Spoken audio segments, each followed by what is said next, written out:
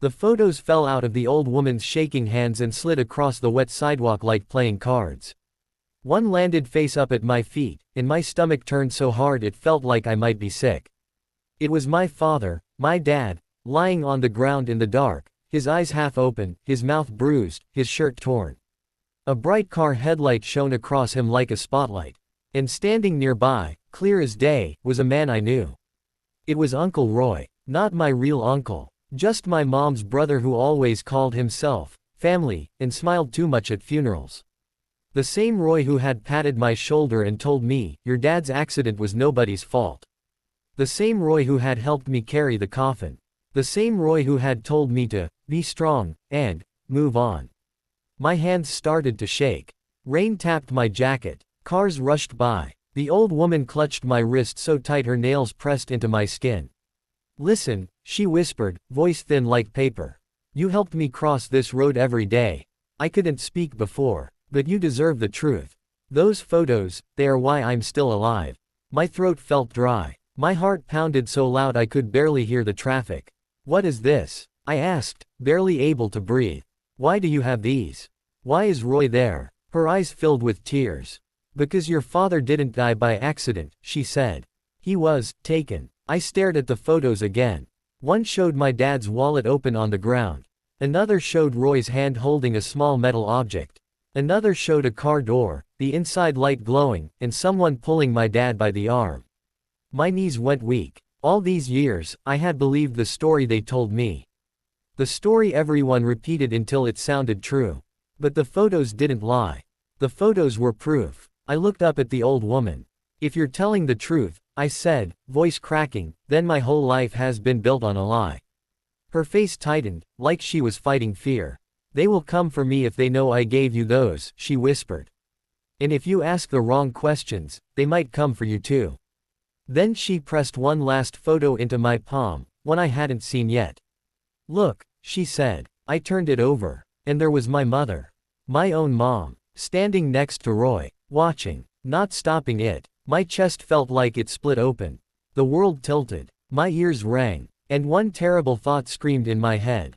If my mom knew, then who can I trust? I need you to understand something about me before I tell you how I got to that sidewalk. My name is Daniel. I'm a father now, and I used to think I was a calm person. The kind of man who kept his voice steady, who tried to do the right thing, who didn't let anger control him. But that day, holding those photos, I felt a kind of anger I had never felt before. Not hot and wild like in movies. This anger was cold, heavy, quiet, like a door closing. Because my dad, Mark, wasn't just my father. He was my safe place. When I was 9, I would sit on his shoulders at parades. When I was sick, he would sleep on the floor beside my bed. When bullies bothered me, he didn't tell me to fight. He taught me to speak with confidence and walk away with my head high. He used to say, "Daniel, strong people don't need to scare others. Strong people protect." Then one night, when I was 16, he didn't come home. They said he died in a car accident near the old highway. They said he must have lost control and crashed. They said it was quick. They said he didn't suffer. Mom cried a lot in the beginning. Roy moved in to help. The neighbors brought food. People hugged me. People told me, time heals. But time didn't heal. Time just covered the pain like dust covers old furniture. Years passed. I grew up. I became a father myself. I named my son Mark, after my dad, because I wanted that name to keep living. Still, some nights, I would wake up thinking I heard my dad's voice. In those moments, I would feel something sharp inside me, like a question I never dared to ask. Because deep down, I always felt something didn't fit. The accident story was too neat. The police report was too short. Roy always looked too comfortable when he talked about it. And my mom refused to speak about that night at all. Every time I asked, her eyes would go hard, and she would say, "Stop digging, Daniel. Stop digging." I didn't realize it then, but that sentence was a warning. The old woman's name was Mrs. Lita. I met her the first time on a cold morning when I was walking my son to school. She stood on the curb near the busiest road in our town, clutching a small cloth bag. Her hair was white and messy, and her coat looked too thin for the weather. Cars didn't slow down. People hurried past her like she was invisible. She looked terrified. I walked up and said, "Ma'am, do you need help crossing?" She stared at me like she didn't trust the words. I don't want trouble," she whispered. "It's not trouble," I said. "It's just a road." She nodded slowly. I offered my arm. She took it carefully, like her hand was made of glass. We crossed together. When we reached the other side, she let go fast and walked away without looking back. The next day, she was there again. And the next. Soon, it became a routine. I would slow down, hold her arm, and guide her across. Sometimes she thanked me. Sometimes she didn't speak at all. Sometimes her lips trembled like she wanted to say something but couldn't. And every time, I noticed the same thing. She would glance at a black car parked down the street, like she was checking if it was watching her. One afternoon, I asked, "Is someone bothering you?" Her eyes widened. "No," she said too quickly. Then she lowered her voice. "Just, don't stand with me too long." That should have been my first real warning. But I'm the kind of man who believes helping people is safe. I'm the kind of man who believes truth is something you can ask for and get. I didn't realize that in some families, and in some towns, truth is treated like a weapon. The day she gave me the photos was the day everything broke open. It was raining hard, and the sky was dark even though it was still afternoon. I saw her standing at the curb, hunched over, breathing fast. She looked smaller than usual, like fear was pushing her down. "Mrs. Lita," I said, "are you okay?" She didn't answer. She grabbed my sleeve and pulled me close. "Today," she whispered, "you must listen. Not tomorrow. Not later. Today." "What's going on?" I asked. She opened her cloth bag with trembling hands. Inside was a thick envelope wrapped in plastic. She pulled it out like it was dangerous. "These are yours," she said. "My what?" "Your father," she whispered. "Your father's truth." Then she shoved the envelope into my hands and looked around wildly. "Don't open it here," she said.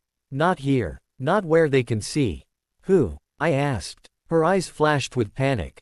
"Roy." My blood went cold. "Roy? How do you know Roy?" She swallowed hard. "Because Roy did it." The rain blurred my vision. Cars honked. My heart hammered. She gripped my wrist again. "You must be careful," she said. "Roy is not just a cruel man. He is a connected man. He has friends. He has people who owe him things. And your mother." She stopped, like her own words hurt her. "My mother what?" I demanded. "Mrs. Lita's eyes filled with tears. She chose silence," she whispered. "And silence can kill." That's when she stumbled, like her knees gave up. I held her so she wouldn't fall. She pushed me away and backed up. "If you want to live," she said, "you will pretend you never met me." Then she turned and walked into the rain. I stood there holding the envelope, feeling like I was holding a bomb. I should have gone home. I should have called the police right away. But I didn't. Because part of me didn't want the police. Part of me wanted answers first. And part of me, deep down, wanted revenge. Not the kind where you hurt someone back. Not the kind from scary stories. I wanted the kind of revenge my father would approve of. I wanted the kind where truth wins and liars lose. I wanted justice. That night, after my son fell asleep, I sat at the kitchen table and opened the envelope. The photos were inside. And when I saw them, I cried like a child. Quiet, shaking sobs that made my chest ache. Because the photos didn't just show my dad hurt. They showed my dad betrayed. In one photo, my dad looked up, like he recognized someone. His eyes were wide, not from pain yet, but from shock. In another, Roy stood over him. In another, my mother was there, half hidden behind the car door, her face pale, her hands clasped together like she couldn't decide what to do. And then there was the last photo. A photo of Roy's hand placing something near my dad's car tire. A sharp object. A spike. A tire killer. My breath caught in my throat. They didn't crash by accident. They made him crash. I sat back, stunned, like my mind couldn't hold what my eyes had seen. My phone buzzed. A message from my mom. "Roy is coming over tomorrow. Dinner at 6. Don't be late." I stared at those words for a long time. Roy. Dinner. Like everything was normal. Like my dad didn't die screaming in the dark. Like my mom didn't stand there and watch. My hands clenched into fists. I whispered into the empty kitchen, "Why?" Then my phone buzzed again. This time, it was a message from an unknown number. Stop helping the old woman. My blood froze. They knew. They were watching. And suddenly I realized something terrifying. If they could kill my father, what could they do to me? And what would they do to my son? I didn't sleep that night. Every time the house creaked, my eyes snapped open. Every time a car passed outside, I imagined it stopping. I kept checking my son's door, making sure he was breathing, making sure he was safe. In the morning, I made pancakes like it was a normal day. I smiled at my son, Mark, and helped him pack his school bag. I kissed his forehead like always. But inside, I felt like I was walking through a burning building, trying not to show the smoke. After I dropped him off, I didn't go to work. I drove to the public library instead. Not because I wanted to read. Because libraries are quiet. Libraries have cameras. Libraries feel safe. I sat in a corner and spread the photos out on the table. I stared at them again and again, forcing my brain to accept what my heart didn't want. Then I did something I had never done before. I searched my father's name online, along with Roy's name. At first, nothing. Then, buried in old town news pages, I found a short article from years ago about a local construction deal, how my dad had spoken up at a meeting and claimed that materials were being stolen from job sites. The article said he had raised concerns about missing funds. Roy's name appeared in the same article as the person who managed supply and delivery. I leaned closer to the screen. My father had tried to expose theft. Roy had been involved. And then my father had an accident. I felt sick. So it wasn't random. It wasn't just anger. It was a reason. A motive. Roy didn't kill my dad because he was drunk or careless. Roy killed my dad because my dad was brave. My dad had threatened Roy's money. And Roy had chosen to protect himself. But what about my mother? That question felt like a thorn under my skin. Why would my mom be there? Why would she watch? Unless she was part of it. Or unless she was trapped. I needed the truth, and I needed it in a way I could prove. Because photos can be denied. People can lie. But patterns can't hide forever. That afternoon, I went to see Mrs. Lita. I knew she told me to pretend I never met her. I knew it was dangerous. But my father's face in those photos kept pulling me forward like a rope. I found her near the same road, but she wasn't at the curb. She was sitting on a bench farther back, half hidden behind a tree, like she was trying not to be seen. When she saw me, she stood up quickly, fear flashing in her eyes. "No," she whispered. "No, you shouldn't come. I got a message," I said. "They told me to stop helping you." Her face crumpled. I knew they would. "Tell me everything," I said, keeping my voice calm. "Please. I need the whole story." She looked around, then motioned for me to sit. Her hands shook as she spoke. "I used to work at a little diner," she said. "Back then, your father came in sometimes. He was kind. He always paid extra if he saw someone struggling. He had a warm voice." I swallowed hard. "That's my dad." Mrs. Lita nodded. "One night, I was walking home late. I took the old highway path because it was quicker. I saw a car pulled over. I heard shouting. Her eyes grew distant, like she was seeing it again. I hid behind bushes," she whispered. "I was scared. Then I saw your father. He was arguing with Roy. Roy was yelling about money. About papers." My stomach tightened. "Papers. Evidence," she said softly. "Your father had proof that Roy was stealing from the construction company. Roy was afraid your father would go to the police." I clenched my jaw. "So Roy wasn't alone," she said. I leaned forward. "Who else?" Mrs. Lita's voice dropped. "There was another man in a dark jacket. I didn't know him, but he kept watch. Like a guard. And my mother?" I asked, even though I didn't want to hear the answer. Mrs. Lita closed her eyes. "She arrived later," she said. "In her own car." She looked confused. Like she had been called there and didn't understand why. My chest tightened. "Called?" "Yes," Mrs. Lita said. "Roy probably told her your father needed help. Or that he was in trouble.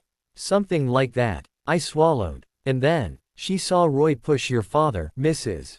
Lita whispered. She gasped. She took a step forward. Like she wanted to stop it. Hope flickered in me for one tiny second. Then Mrs. Lita continued. "But then Roy said something to her," she said.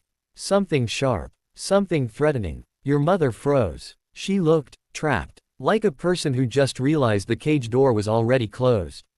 My throat burned. What did he say? I didn't hear the words, she admitted. But I saw her face change. I saw her hands shake. And I saw her look down the road, like she was thinking about you. About your safety. I sat back slowly. So maybe my mom wasn't evil. Maybe she was scared. But fear doesn't erase what she did. Fear doesn't bring my dad back. Mrs. Lita's eyes filled with tears. I took pictures, she said. I had an old phone. I thought, if anything happened, I needed proof. And you never went to the police? I asked. Her face twisted with shame. I tried, she whispered. But Roy found out I saw something. Men came to my house. They broke my window. They left a note, stay quiet. My fists clenched. That's why you're afraid. Yes, she said. I kept the photos hidden for years. I told myself I was protecting myself. But I was also protecting them. She looked at me with trembling honesty. Then I watched you every day. You were kind. You helped me cross the road. And you looked like your father. And I thought, maybe it's time. Maybe the truth should finally breathe. My eyes stung. I wanted to hug her. I also wanted to scream. Instead I said, I'm going to expose him. Mrs. Lita grabbed my arm. No, she whispered fiercely. If you go straight at Roy, you will get hurt. You need a plan. You need help. And you need to protect your child. That word, child, hit me hard. My son. I couldn't risk him. I nodded slowly. Okay, I said. I'll be careful. But inside, I could already feel my choice forming. I wasn't going to stay quiet. Not anymore. That evening, I went to dinner at my mom's house. I brought a smile I didn't feel. I carried a pie I didn't taste. I hugged my mom and tried not to tremble. Roy was there, sitting in his usual spot, laughing too loudly. Danny, he boomed. My boy, come here. He hugged me, patting my back like we were close. I smelled his cologne and felt my skin crawl. Mom watched us carefully, her eyes nervous. Dinner started normal. Roy talked about work. Mom asked about my son. I answered politely. But then Roy leaned forward and smiled. So, he said, voice smooth, I heard you've been making a new friend. My heart stopped. I forced a laugh. What friend? Roy's eyes narrowed, just a little. That old woman near the crossing. I set my fork down slowly. I help her cross the road, I said. That's all. Roy's smile stayed, but it wasn't warm. Helping is good, he said. But some people carry trouble with them. Old trouble. Mom's hand shook as she lifted her glass. Roy kept talking, calm as a snake. If trouble comes near your family, Daniel, what do you do? My throat tightened. You protect your family. Roy nodded. Exactly. Then he leaned closer, eyes cold behind the smile. And sometimes, he said softly, protecting your family means staying quiet. My blood ran icy. Mom's eyes flicked to me, then down to her plate. She couldn't meet my gaze. And in that moment, I understood something painful. My mother had been living with Roy's threats for years. And now he was reminding me that he could threaten me too. After dinner, I stepped outside to breathe. The night air felt sharp. Then I heard footsteps behind me. Roy came out, hands in his pockets. He stood beside me like we were two friends looking at the stars. But his voice was low. You're a dad now, he said. So you know what fear feels like. I didn't answer. Roy's eyes stayed on the dark yard. People who dig into the past, he said, sometimes fall into holes they can't climb out of. I turned to him, my heart pounding. Are you threatening me? Roy smiled, small and cruel. I'm reminding you, he said. Life is easier when you don't ask questions. Then he patted my shoulder and walked back inside. I stood frozen. Because I realized something else. Roy wasn't just watching me. He was confident. Confident like a man who believed he could get away with anything. And that meant the photos weren't enough. I needed something bigger. Something that couldn't be ignored. When I got home, my front door was slightly open. I knew I had locked it. I stepped inside slowly, every nerve screaming. The living room looked normal at first. Then I saw it. My son's favorite toy truck was sitting in the middle of the floor. But the wheels had been ripped off. And beside it was a small note, written in thick black marker.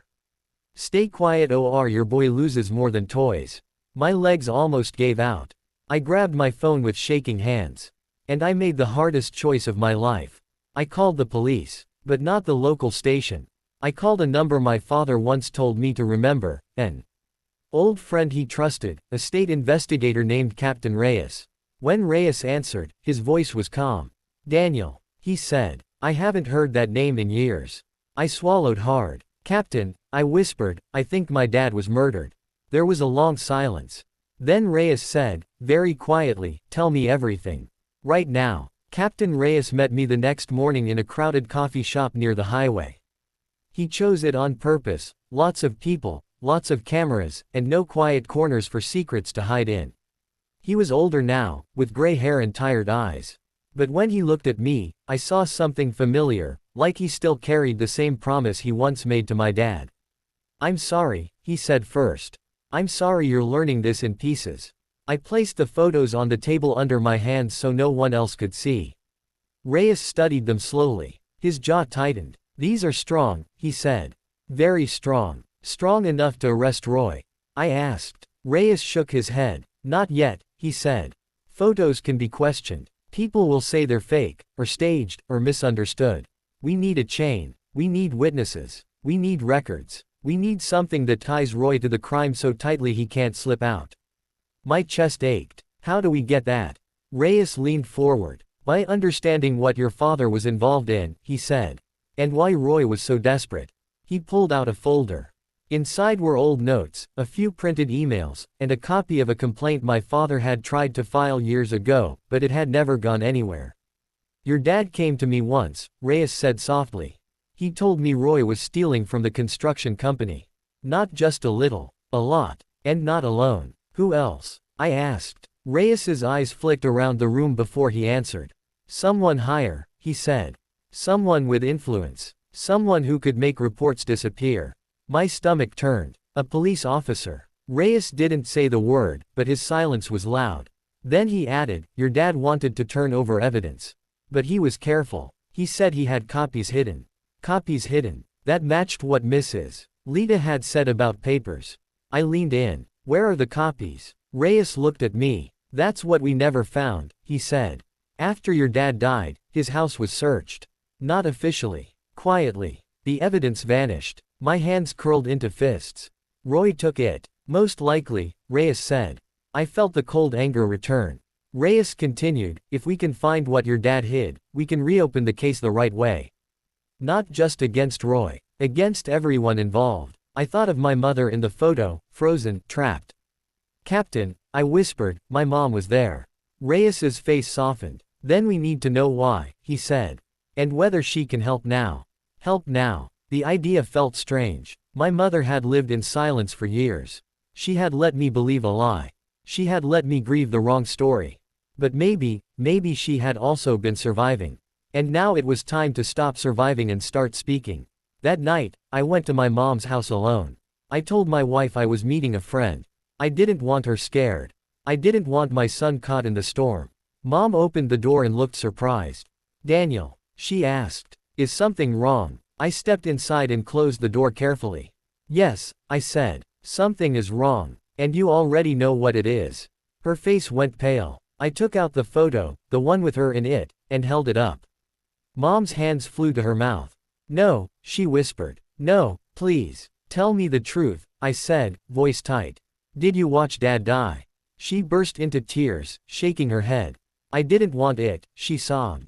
I didn't want any of it. I stepped closer. Then why were you there? Mom sank onto the couch like her bones turned to sand. Roy called me, she whispered. He said your father was acting crazy. He said Mark had stolen company papers. He said Mark might do something dangerous. He begged me to come calm him down.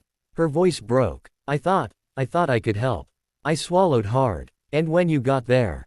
Mom squeezed her eyes shut. I saw Roy push him, she cried. I saw another man, Roy's friend, holding your father's arm. Your father shouted my name. He said, Linda, don't let him. She gasped, covering her face. Then Roy looked at me and said, if you move, if you scream, if you call anyone, Daniel won't make it to adulthood. My stomach dropped. He threatened me. Even back then. Mom's tears fell fast. I froze, she whispered. I froze because I saw you in my head. I saw you at 16. I saw your face. And I couldn't risk you. My throat burned. So you chose silence, I said. Yes, she whispered. And it killed me inside every day. I gripped the photo harder. Why didn't you go to the police after? Why didn't you tell me later when I was grown? Mom shook her head, sobbing. Roy kept me trapped, she said. He had debts. He had people. He controlled our money. He said if I ever spoke, he'd ruin us, or worse. And every time I tried to be brave, he'd remind me he could reach you. She looked up at me, eyes red. I'm sorry, she whispered. I'm so sorry, Daniel. I wanted to scream. I wanted to hold her. I wanted to run away from her. Instead, I asked the question that mattered most. Where are Dad's copies? I said. The evidence he hid. Mom's breathing slowed, like fear was changing into something else. I know, she whispered. My heart jumped. She leaned closer, voice trembling. Your father hid a metal box, she said. He told me if anything happened to him, that box would explain everything. Where? I demanded. Mom swallowed hard. In Roy's house, she whispered. In the basement wall. Roy doesn't know I know. My blood turned to ice. Roy's house. The place full of his control. The place where he could do anything. I stepped back slowly. Why didn't you tell anyone? Mom grabbed my hand. Because I was afraid, she whispered. But you're not 16 anymore. Her voice grew steadier. Daniel, she said, I will help you now. I can't change what I did. But I can stop protecting him. I stared at her. That was the first time I saw my mother as more than just Mom. I saw her as a human being who had made a terrible choice under terror, and lived with it like a wound that never closed. But helping now didn't erase the past. It only opened a door to fix the future. 2 days later, Captain Reyes set the plan. We don't break into Roy's house, he said. We do this legally, carefully. But the box is in his basement wall, I said. How do we get it? Reyes's eyes were sharp. We get a warrant, he said. But to get a warrant, we need probable cause. Something we can show a judge. And how do we get that? I asked. Reyes tapped the photo with Roy's hand near the tire spike. We use this to reopen an investigation, he said. We interview your mother. We interview the old woman. We check old records. We connect dates. We find Roy's friend. Roy's friend. The unknown man in the dark jacket. Mrs. Lita had seen him. My dad had argued with him. Reyes believed he was the missing link. If we find that man, Reyes said, he might talk. Why would he? I asked. Reyes's face was grim. Because men like Roy don't keep partners forever, he said. They keep tools. And tools get thrown away. I understood. Roy might have betrayed his own helper too. And maybe that helper had been waiting for a chance to betray Roy back. That evening, I was driving home when a black car followed me. At first I told myself it was nothing. Just a car going the same way. Then it stayed behind me through 3 turns. Then it stayed behind me even when I slowed down. My hands tightened on the wheel. I didn't drive home. I drove toward the police station. The black car kept following. My heart pounded. At a red light, I checked my mirror. The driver's face was shadowed. Then the driver lifted a phone and took a picture of me. The light turned green. The black car surged forward, fast. It pulled beside me. The window rolled down. A man stared at me with a blank face I didn't recognize. Then he held up something small in his hand. A tire spike. He smiled. And he tossed it into the road in front of my car. I slammed the brakes. My tires screeched. Cars honked behind me. The black car sped away like nothing happened. I sat shaking, breathing hard. Then my phone rang. Unknown number. I answered with trembling fingers. Roy's voice came through, calm as poison. You're forgetting your place, Daniel, he said. You want to dig. Fine. But if you keep digging, the ground will swallow you. My blood ran cold. Because I realized Roy didn't just suspect. He knew. And he was ready to stop me. I didn't tell my wife everything at first. I told her enough to keep her safe. That someone was threatening me, and that she needed to pick up our son from school every day for a while. I asked her to stay with her sister for a few nights. She looked at me with fear and confusion. Daniel, she said, what is happening? I wanted to protect her from the ugly truth. But secrets had already destroyed one family.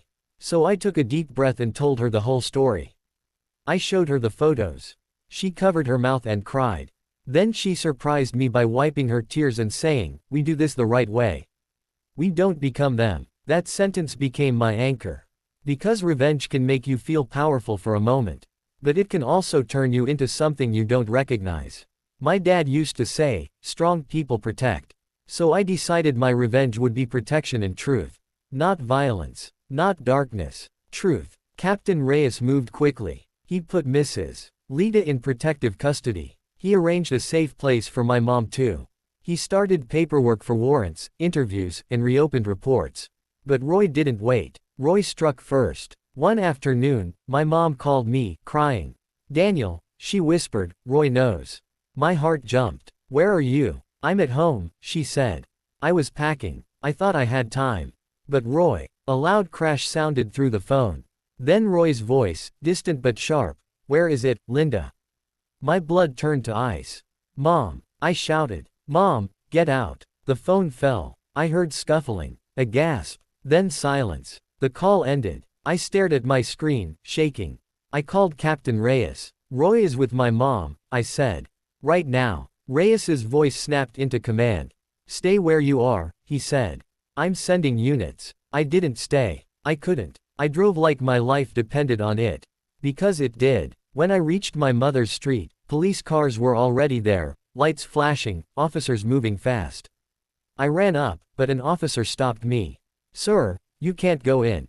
My mother is inside," I shouted. Captain Reyes appeared and grabbed my shoulder. "Daniel," he said firmly, "listen to me. We handled this right." My chest heaved. "He'll hurt her." Reyes's face was hard. "I know," he said. "But if you rush in, you become a target. And then we lose control." I forced myself to breathe. I watched as officers moved into the house. Minutes felt like hours. Then the front door opened. They carried my mother out. She was shaking, but alive. Her cheek was red like someone had grabbed her face. She looked at me and cried. "I'm sorry," she whispered. I tried to hide it. Behind her, officers walked Roy out in handcuffs. For one beautiful second, I thought it was over. Then Roy turned his head and looked straight at me. And he smiled. Even in handcuffs, he smiled. Because Roy wasn't afraid. A man isn't that calm unless he believes he has a way out. Reyes leaned close to me and said, "This is only the first piece." "What do you mean?" I whispered. Reyes nodded toward the street. A second man stood there, watching from across the road. He wore a dark jacket. He met my eyes. And even from far away, I felt the threat. That was Roy's friend. The one from the photos. Then the man turned and walked away, disappearing between houses like a shadow. Reyes cursed under his breath. "We need him," Reyes said. "He's the witness who can tie it all together. If he runs, Roy might still walk free." My stomach twisted. Because I understood the terrifying truth. Catching Roy wasn't enough. Roy had built a web. And the web still had teeth.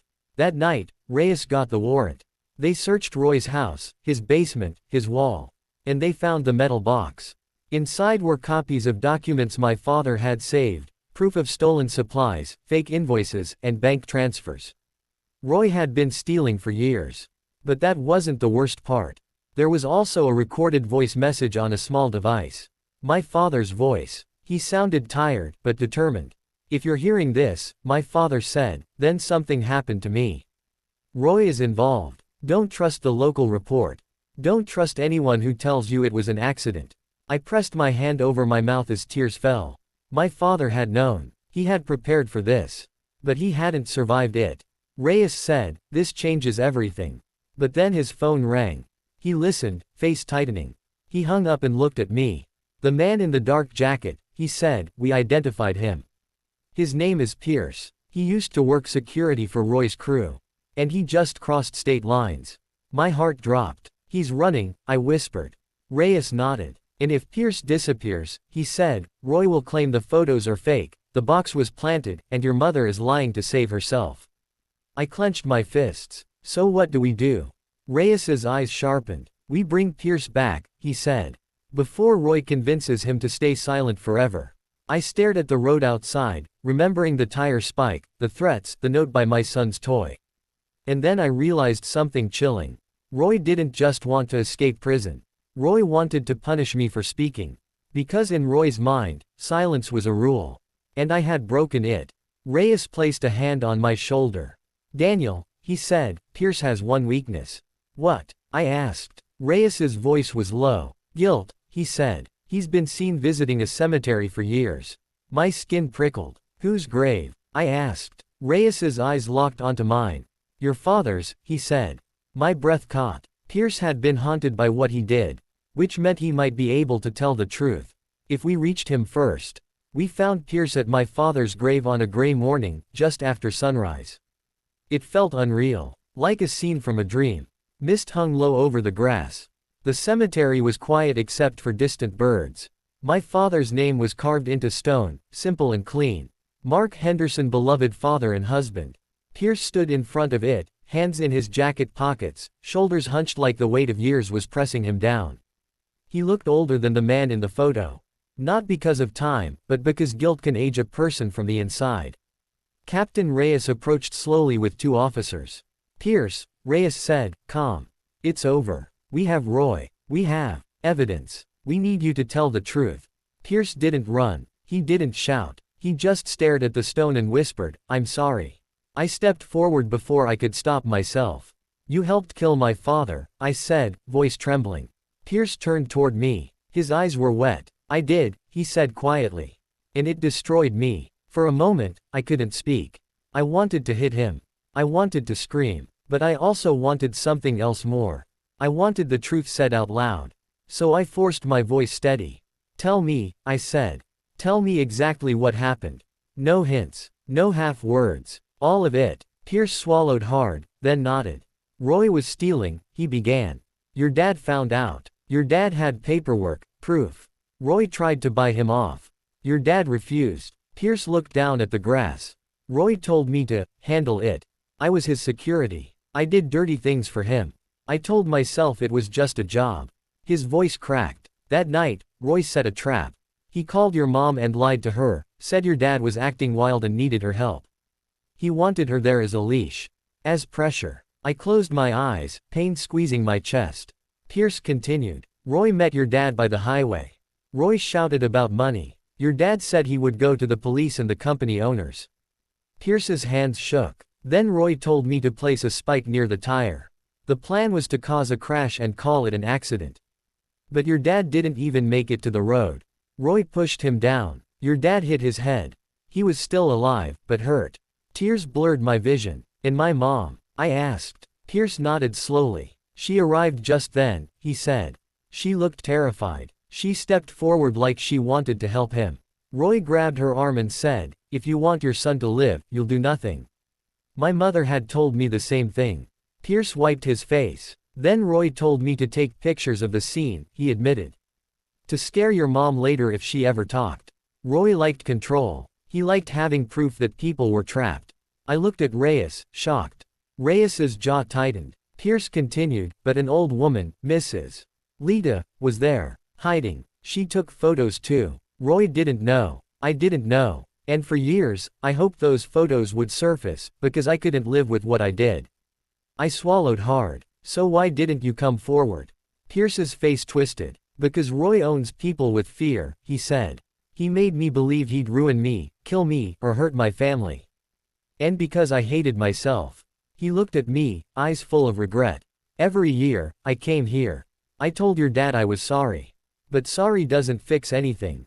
Then Pierce straightened, like he had finally made a choice. So I'll fix what I can, he said. I'll testify. I'll tell the court everything. I'll name the corrupt officer who helped Roy bury the report. I'll explain the stolen money, the threats, the spike, the lie. All of it. Reyes nodded once. Good, he said. Because if you lie, you go down too. Pierce didn't flinch. I know, he said. I deserve it. Here's what happened next, plainly, so you don't have to guess. Roy was part of a theft ring connected to construction contracts in our town. He used his position to move supplies off the books and sell them. When my father discovered it, my father gathered proof and planned to expose Roy. Roy panicked. Roy arranged the night near the highway to stop my father and scare my mother into silence. He used Pierce as muscle. He threatened my mother using me, her son, as the reason she couldn't speak. My mother didn't stop it because she believed Roy would kill me if she tried. That fear doesn't excuse her silence, but it explains it clearly. She was trapped. Mrs. Lita took photos because she was scared and wanted proof. She stayed silent because Roy's people threatened her too. Years later, she gave me the photos because she saw kindness in me and decided truth mattered more than fear. Pierce visited my dad's grave because guilt followed him like a shadow. In the end, guilt became the crack in Roy's wall. With Pierce's testimony, my mother's statement, Mrs. Lita's photos, and the box of documents my father hid, Captain Reyes built a case that Roy could not escape. Roy tried to fight it. He tried to claim the evidence was planted. He tried to say my mother was lying. He tried to blame Pierce.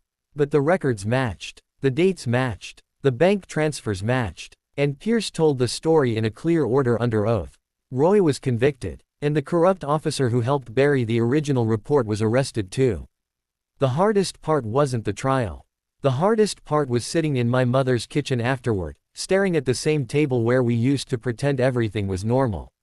My mother looked smaller, like the weight of her silence had finally fallen off, and left bruises behind. "I don't expect you to forgive me," she said softly. I stared at my hands. "I love Dad," I said. "I loved him so much. And you let me believe it was an accident." Tears ran down her face. "I know," she whispered.